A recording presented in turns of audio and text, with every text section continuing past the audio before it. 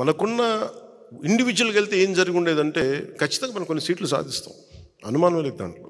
ప్రభుత్వంలోకి అడుగు పెడతాం లేదు నాకు తెలియదు. నేను పోయినసారి జరిగిన దీని పరాభవం అనండి, దెబ్బనండి, ఓటమి అనండి, అది నన్ను చాలా ఆలోచన తీరు మార్చుకునేలా చేసింది నన్ను. కొన్ని జగన్ అనే వ్యక్తి కూడా తెలుగుదేశాన్నే టార్గెట్ చేసి మనల్ని వదిలేస్తే మేబీ ఒంటరిగా పోటీ చేసేవాడినేమో. జగన్ తాలూకు చాలా కీలకమైన లక్షణం ఏంటంటే ఎవరిని స్పేర్ చేయడం. అతను సొంత చెల్లినే స్పేర్ చేయని వాడు మనల్ని ఎలా స్పేర్ చేస్తాడు?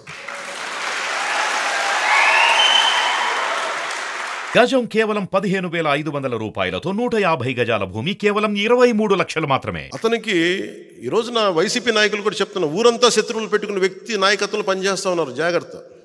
లేదు, ఊరంతా శత్రువులు అతనికి, జాగ్రత్త. మీరు అతని కింద నడుస్తూ ఉన్నారు, మీరు ఆయనకి నాయకత్వం కింద.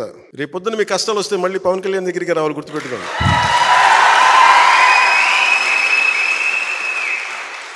మనస్ఫూర్తిగా మిమ్మల్ని అందరినీ ఏదో ఒకలా మేము చూసుకుంటాం బాగా, ఎందుకంటే నాకు చాలా పెద్ద మనసు. ఎందుకు పెద్ద మనసు అంటే కక్షపూరితంగా ఉంటే సమాజం విచ్ఛిన్నం అయిపోతుంది. మొన్న అడుగుతా ఉన్నారు, మీరు అలా చేశారు, ఇలా చేశారు, వాళ్ళు తిట్టారు, ఇలా తిట్టారంటే నన్ను తిట్టింది ఎవరయ్యా అని అడిగారు. నన్ను వీధి కుక్క అని తిట్టిన వాళ్ళు కూడా ఉన్నారు. నన్ను అవి ఎందుకు భరించి ముందుకు వెళ్తాం? నన్ను పచ్చిబూతులు తిట్టిన వాళ్ళు క్షమిస్తాను. క్షమించడం అనేది మానవ ధర్మం కదా అంటారు. ఉన్నత స్థాయి వ్యక్తిత్వంలో ఎవడైనా సరే క్షమించడం అనేది చాలా గొప్ప గుణం. అది నేను నేర్చుకున్నాను. ఎవరి దగ్గర నుంచి నేర్చుకోవాలో? నెల్సన్ మండేలా దగ్గర నుంచి నేర్చుకున్నాను. చాలాసార్లు మీరు తిట్టిన వాళ్ళతో మాట్లాడతారు, గౌరవిస్తారు, నమస్కారాలు పెడతారంటే నేను ఒకటే చెప్పాను, నెల్సన్ మండేలాని శ్వేత జాతీయులు 2 దశాబ్దాల పాటు జైల్లో పెట్టి, రాబిన్ ఐలాండ్లో జైల్లో పెట్టి, చిన్నపాటి సెల్లో పెడితే అతను విప్లవకారుడు. ఒకప్పుడు జైల్లోకి వెళ్ళిపోయి అతను ఇన్విక్టస్ అనే ఒక పద్యం అదే ఒక ప్రేరణ అయ్యి దాన్ని 5-6 వాక్యాలను చదువుకుంటూ 22 దశాబ్దాలు బతికేసి, ఎవరైతే ఆయన హింసించారో, అవమానం చేశారో, ఆయన మీద మూత్ర విసర్జన చేసిన వాళ్ళని కూడా ఆయన భరించాడు.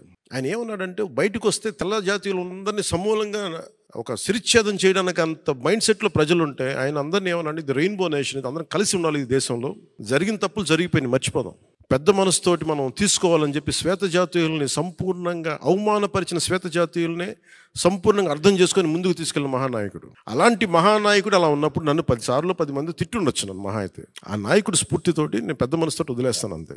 దీనికి కారణం ఏంటంటే ప్రజలు బాగుండాలి, కక్షలు పెట్టుకుంటే విధ్వంసం తప్ప నిర్మాణం ఉండదన్న ఒక ఆలోచన సదుద్దేశంతో భరిస్తాను. దాంట్లో భాగంగానే పొత్తులో కూడా ఒక మాట అటు ఒక మాట ఇటు ఉంటుంది. పై స్థాయి నాయకులు మాట్లాడినా కొన్నిసార్లు కింద స్థాయి నియోజకవర్గపు స్థాయి నాయకులు, ఇంకా పంచాయతీ స్థాయి నాయకులు కూడా ఒకసారి కొంచెం ఇబ్బందికరమైన పరిస్థితులు ఉంటాయి. నాయకత్వపు లక్షణాలు పంచాయతీ స్థాయి నుంచి వార్డు స్థాయి ఎవరికున్నా కానీ దీన్ని అర్థం చేసుకుని పైకి వెళ్ళకపోతే నేను చేసే ప్రయోజనం ఆ ప్రాంతం వరకు నిష్ఫలం అవుతుంది. అందుకని దీంట్లో నేను అందరికీ మాటిస్తున్నాను, ఈ పొత్తుతోనే మనం ప్రభుత్వం తీసుకొస్తున్నాం. జనసేన తెలుగుదేశం ప్రభుత్వాన్ని తీసుకొస్తున్నాం. దీంట్లో కొన్ని ఆటుపోట్లు తప్పవు, భరించాలి. ఒక మాట ఎక్కువ ఉంటుంది, ఒక మాట తక్కువ ఉంటుంది. అల్టిమేట్గా మన అందరికీ కావాల్సింది ప్రజా సంక్షేమం.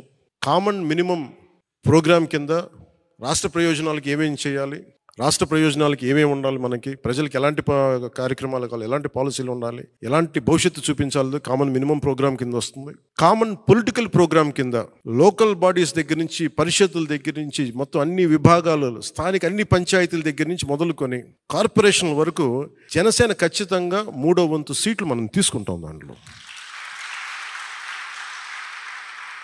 ఎందుకంటే మీరందరూ ఈరోజు కూర్చున్న పెద్దలు కూడా అందరూ కూడా కనీసం 3వ వంతు మనం వార్డ్ మెంబర్స్గా ఉండాలి. ఓటు ట్రాన్స్ఫర్ అవ్వాలంటే ఖచ్చితంగా ఇది జరుగుద్ది. ఇవన్నీ మాట్లాడుకున్నాం, దీన్ని ముందుకు తీసుకెళ్తాం. కేవలం నేను ఎమ్మెల్యే సీట్ల దగ్గర ఆగిపోవట్లేదు, ఆ దృష్టిలో మీకు పెడుతున్నాను. ఎందుకంటే ఒక పార్టీ నిర్మాణం లేదంటే మండల స్థాయి, గ్రామ స్థాయి, పంచాయతీ స్థాయి, వార్డు స్థాయి వరకు నాయకత్వం ఉండాలి ఒక పార్టీకి. ఇది చాలా చక్కటి అవకాశం మనందరం పెంపొందింపు చేసుకోవడానికి.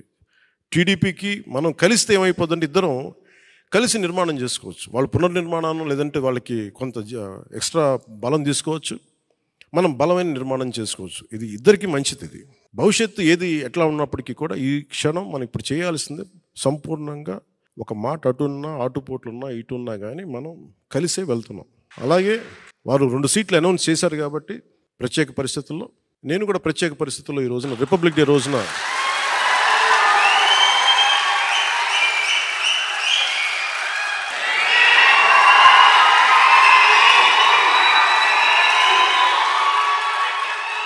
నేను కూడా ప్రత్యేక పరిస్థితుల్లో వాళ్ళు 2 సీట్లు అనౌన్స్ చేశారు కాబట్టి నేను కూడా 2 సీట్లు అనౌన్స్ చేస్తున్నాను ఈ రోజున. అది పరిస్థితులు అలాంటివి. సో నాకు కూడా ఒత్తిడి ఉంటుంది, అప్పుడు చంద్రబాబు గారికి కూడా ఒత్తిడి ఉంటుంది, నాకు కూడా ఒత్తిడి ఉంటుంది. కాబట్టి ఆ ఒత్తిడిని నేను కూడా తట్టుకోవడానికి రిపబ్లిక్ డే రోజున నాకు R అక్షరం బాగుందనిపించింది. రిపబ్లిక్ డే RRR లాగా రిపబ్లిక్ డే రోజున రాజోలు రాజానగరం సీట్లు నేను అనౌన్స్ చేస్తాను. సో ఈ రిపబ్లిక్ డే రోజున అందరం బాగుండాలి, అద్భుతాలు జరగాలి మనస్ఫూర్తిగా కోరుకుంటూ, రాష్ట్ర ప్రజలకి బంగారు భవిష్యత్తు జనసేన తెలుగుదేశం ప్రభుత్వం ఇస్తాయని మనస్ఫూర్తిగా కోరుకుంటూ, ఈ పర్యాయం నన్ను నమ్మండి, వ్యూహం నాకు వదిలేయండి. ఏ వ్యూహం వేసినా నన్ను సంపూర్ణంగా నమ్మండి. నేను విహంగ వీక్షణం చేస్తాను, మీరు నన్ను నమ్మండి. నాకు దశాబ్దం అడగట్లా, ఈ ఎన్నికలు దాటనివ్వండి, 5 సంవత్సరాలు టైం ఇవ్వండి. నాకు మీ గౌరవానికి ఏ మాత్రం భంగం వాటిల్లకుండా మన నాయకులకి ప్రతి ఒక్కరికి గుర్తించే బాధ్యత నేను సంపూర్ణంగా తీసుకుంటాం. ఈసారి కలిసి పనిచేద్దాం. ఎప్పుడు విడిపోయి మనం పలచన పడిపోయాం, ఈసారి కలిసి ఉందాం, చిక్కగా ఉందాం.